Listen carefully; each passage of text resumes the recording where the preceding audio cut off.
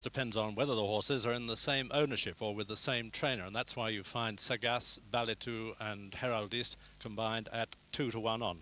They are with the same trainer. Shernazar, Kazana and Sumaya 3-1. They're under the same ownership, of course. Fitna is 11-1. Rainbow Quest 13 with Gala Placidia. Iadi is 20-1. Complice 25-1 with 33-1 bar. So can Sagace do it again? I'd repeat that the going is 2.7 today, which is fast. Whereas, of course, last year the going was 4.2 when Sagace won his first arc, and that is very soft going indeed. Strawberry Road is in the lead, being pressed by Sagace and Yves Saint-Martin. Then on the far side, Esprit du Nord, unleashing a run towards the stand side is Sun Princess, being chased by Time Charter. But it's Sagace who's coming to challenge Strawberry Road, with Northern Trick putting in a tremendous run. Sagace has come to take it up to Yves Saint-Martin. It's Sagace in the lead from Northern Trick second, Strawberry Road third. As they race into the closing stages, Sagace and Yves Saint-Martin being pressed by Cash Asmussen on Northern Trick, but as they come to the line, Sagace has won the after Triomphe. Second is Northern Trick. And Sagace's time there was 2 minutes 39.1 seconds, which is all of 14 seconds outside of the record. Today we'll be looking for a time inside of 2 minutes 30 seconds. Well, here is the horse, and he looks in superb condition. Well, one horse who's already beaten a course record this year is Shernazar. He beat the Kempton course record when he beat the Derby winner Slip Anchor there. And before that, of course, he was the most impressive winner of the Geoffrey Freer Stakes at Newbury. Spicy Story hits the front, but Walter Swinburne takes a long look round over his shoulder as Shernazar storms into the lead. Just 2 furlongs to run. Shernazar by 2-3 lengths from St. Hilaire in second. Spicy Story running on in third place, but Shernazar going away. This is the most impressive performance by Shernazar with a furlong to run. Walter looks over his shoulder again, sees he's 3 lengths clear from Spicy Story and St. Hilaire, but well inside the final furlong. It's Shernazar living up to the family name. Shernazar, the half-brother of Sagace, storming away and lifting Michael Stout past the $500,000 mark for the season. At the line, Shernazar is the winner. And Shernazar, who travelled over on Friday, is unbeaten in 3 races this season. As you can see in the parade so far, he is cool.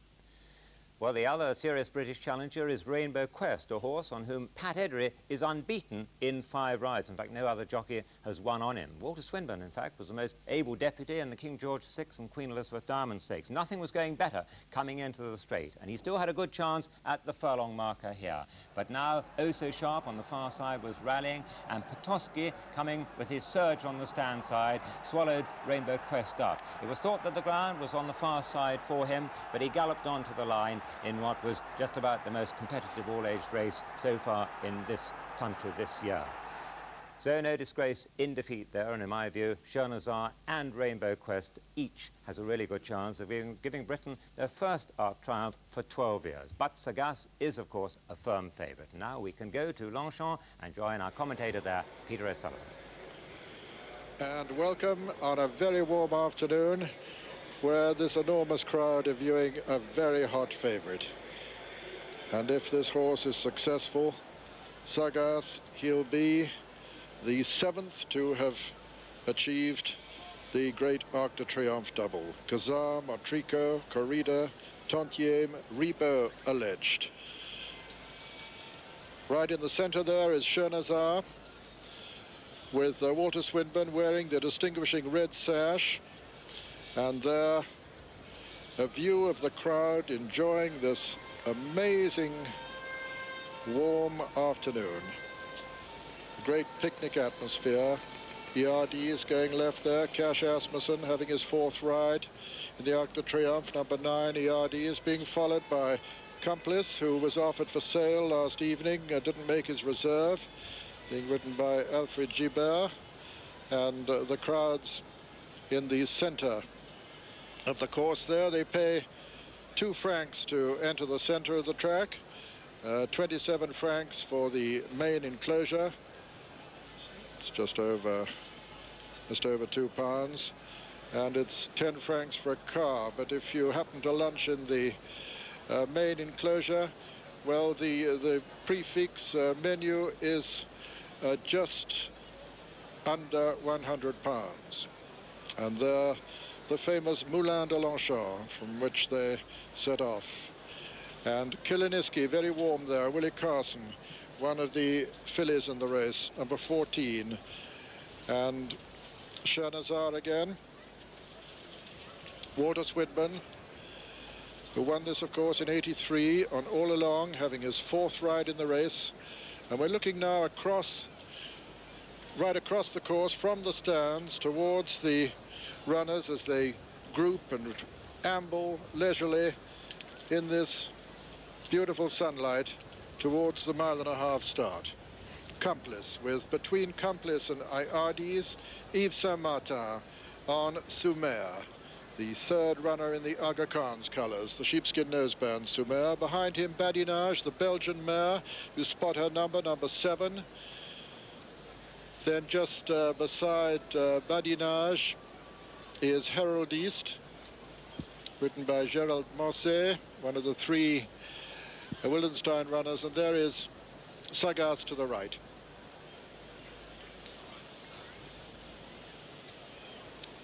And Sagace with Eric Legris walking upsides Lester Piggott, the partner of Gala Placidia. Lester riding in his 21st consecutive arc, his last arc to Triomphe, the 49-year-old, 11 times British champion, who's having his 28th ride in it this afternoon. He's a winner 3 times in 1973, 77 and 78, but it's long odds against him winning on his last appearance in this great race. There's one of England's challengers on the right. Valley 2 is a 34 to 1 chance, incidentally, and in the center there is Jupiter Island with the striped colors, and then to the right as we look at them, Rainbow Quest and Pat Eddery having his 12th ride. Sagace 10 to 7, 7 to 10 on, 10 to 7 on. Badinage 32 to 1. She's one of the mares, winner of the Grand Prix de Bruxelles and the Grand International d'Ostende. Soumer 6 to 1. That's a theoretical price, Soumer, because of course he's bracketed with Chernazar and Kozana. Iardis 17 to 1 chance in the famous Incisa della Rocchetta colours.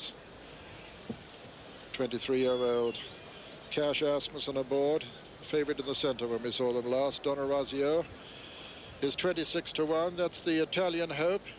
Last Italian winner was 1961, Malvedo. He's a winner of 7 of his 11 races.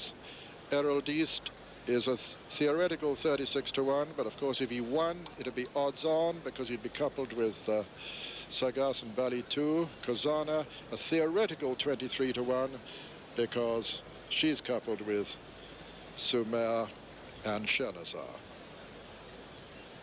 Looking quite warm, Sagace, but who wouldn't this afternoon? It's a really, really warm temperature. We just had a glimpse of Leicester then. Fitna, a 10 to 1 chance, ridden by Freddie Head,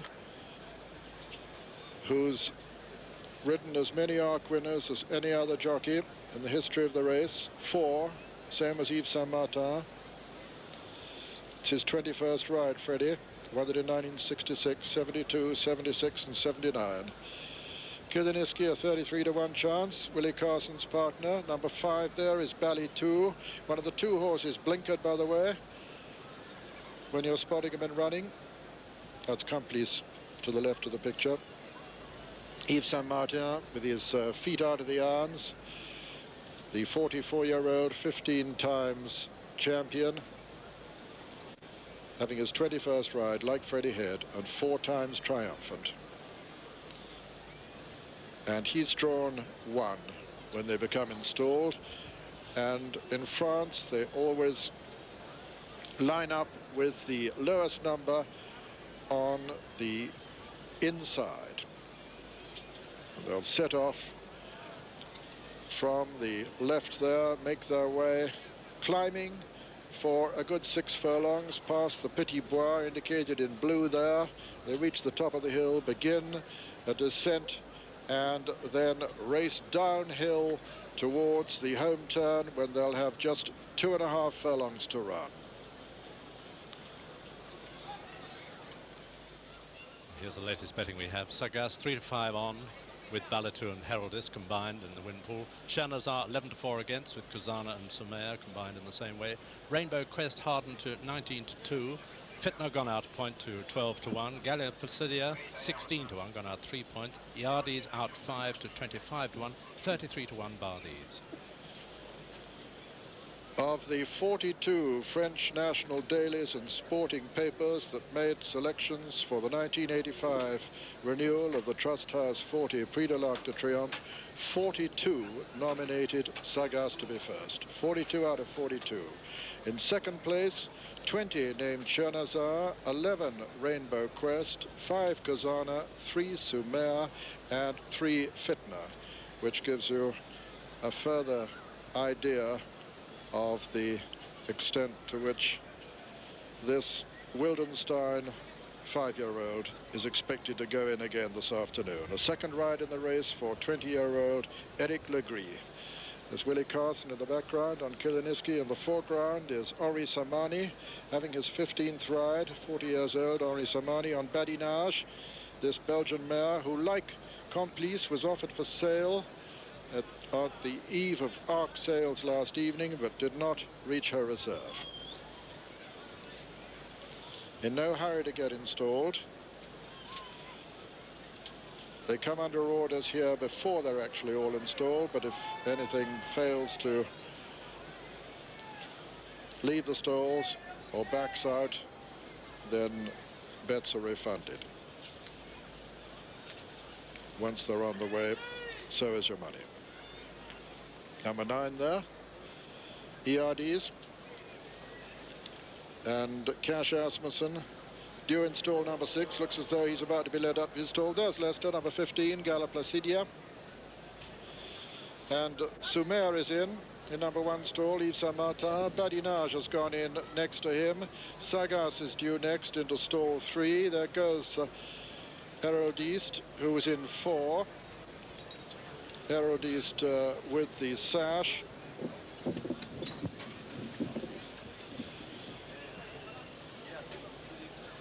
Kiliniski, number 14, Willie Carson. Sagace just gone in. Willie Carson having his 12th ride. He was second in 83, third in both 82, 80, and back in 79.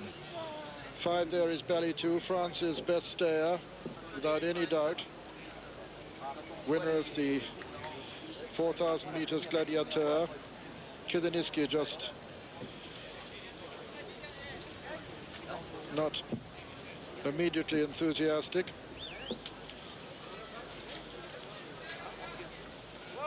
And not very responsive to the heave from the French handlers either. Clearly finding this rather undignified, but very nearly in.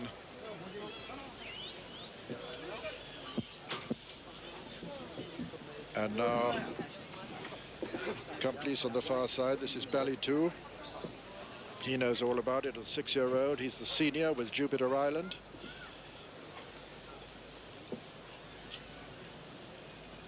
And Balitu and Dominique Boeuf in their stall. Number 7. Just 4 to go now. Complice and Alfred Gibert having his 15th ride. The former champion. Just 2 left. Kazana's in. Donorazio will be the last installed. Donorazio for Italy. And then all 15 will be in. Donorazio goes into his stall. All 15 away. And away to a fast, even break with Heraldiste going on. Heraldiste going on. Sagace has gone second already. Then on the inside comes Sumer and Ayardis, and behind them Heraldiste and Accomplice, and behind Complice is Fitna, and behind Fitna Badinage. Then Donorazio, and the back marker at the moment is Gala Placidia, also in rear Jupiter Island. Chernazar is 3 from the rear. Kalaniski is 4 from the rear. And it's Heraldiste who's the leader. Heraldis from Sagace in second. Then comes Iardis. Behind Iardis is Sumer in fourth. Then comes Balitou on the outside of Fitna as they race behind the wood now.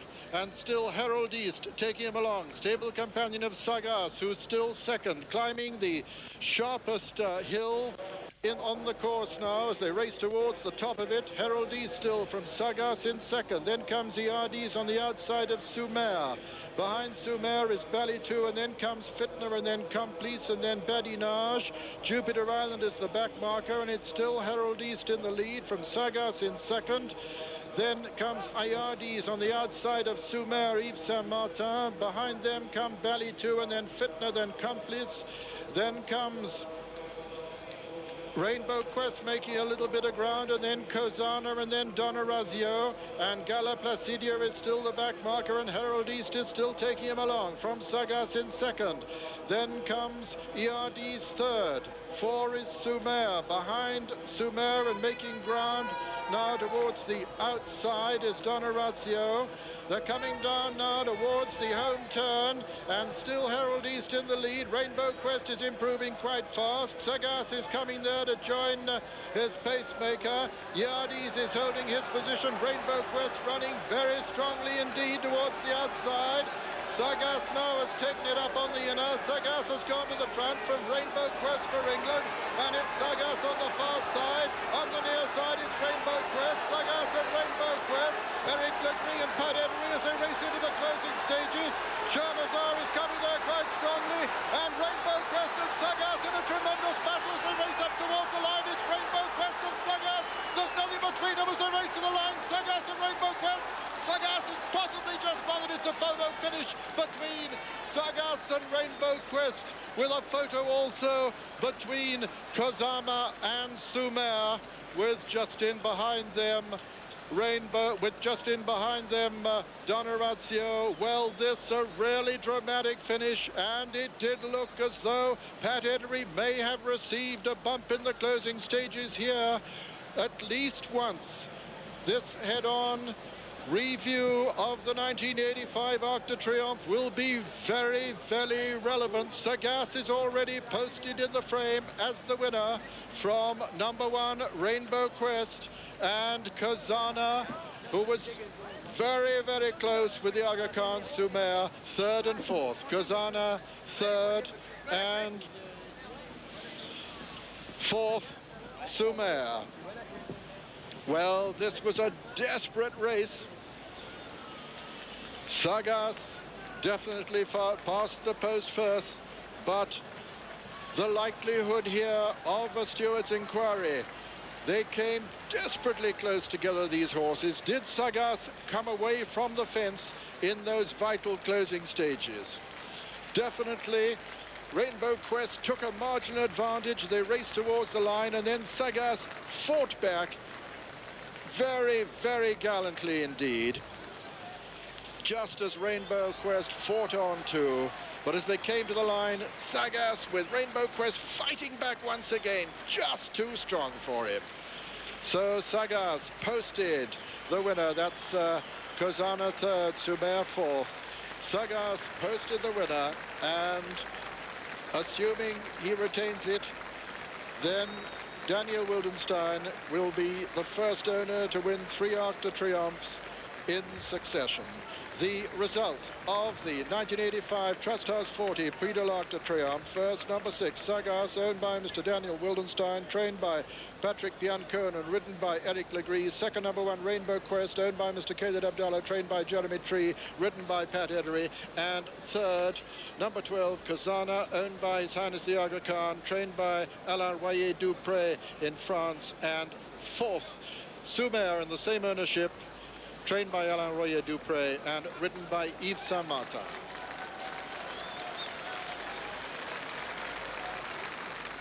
Well, this was always meant to be a team effort for the Wildenstein horses, and it certainly seems to me as if Bally 2 has enabled his stable companion to win, because when they came off this bend, you'll see Bally 2, the horse with the blinkers there, seems to pull out. On his outside is Pat Eddery on Rainbow Quest, and on the outside of him is Chernizar. Now look at that horse pull out. He completely flattens, or he pushes Pat Eddery onto Chernizar. Chernizar is knocked out of the race, an incident from which he doesn't recover. The blinkered horse, as you can see, still all over the place.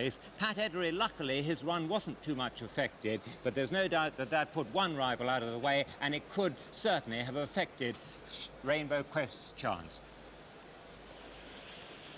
So now, Sagace is moving up to take the lead from his pacemaker, which he does now. He goes a length clear from Herald East, who had been in front up until now. Iades is close behind. Pat makes his move on the outside here on Rainbow Quest. Sumaya, who's always been in the first four, is still there. And the other Aga Khan runner, Kazana, the doubtful stayer, also starts to get into contention. But Walter Swinburne, you can see a couple from the outside right at the back now with only 3 or 4 behind him, was knocked well out of it.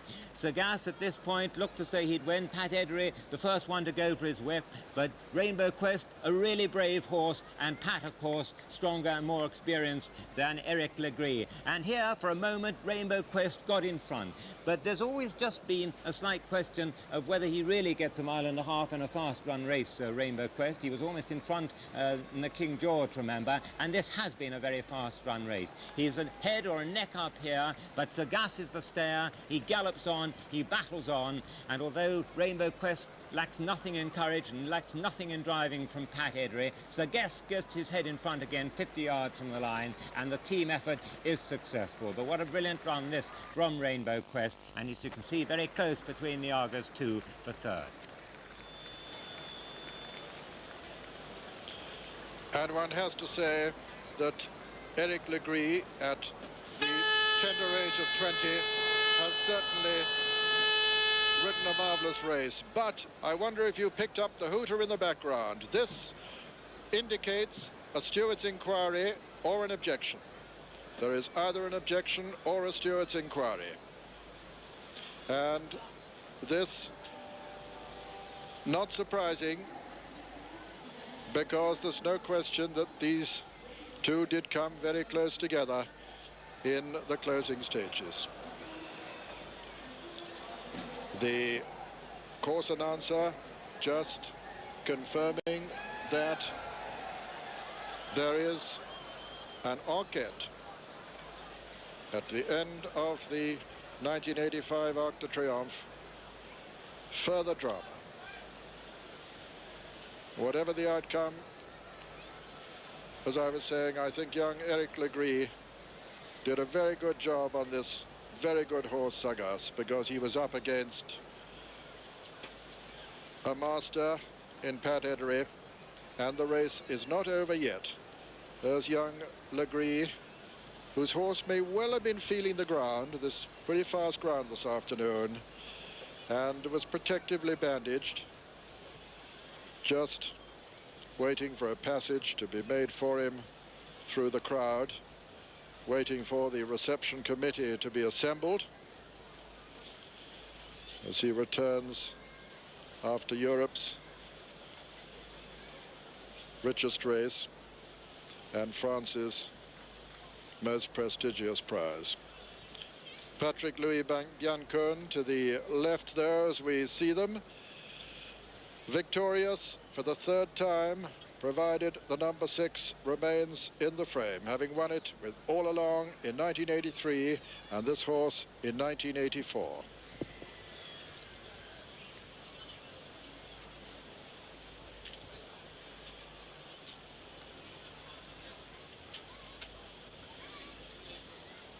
The stewards having initiated an inquiry, it remains to be seen whether there are any protests from any riders.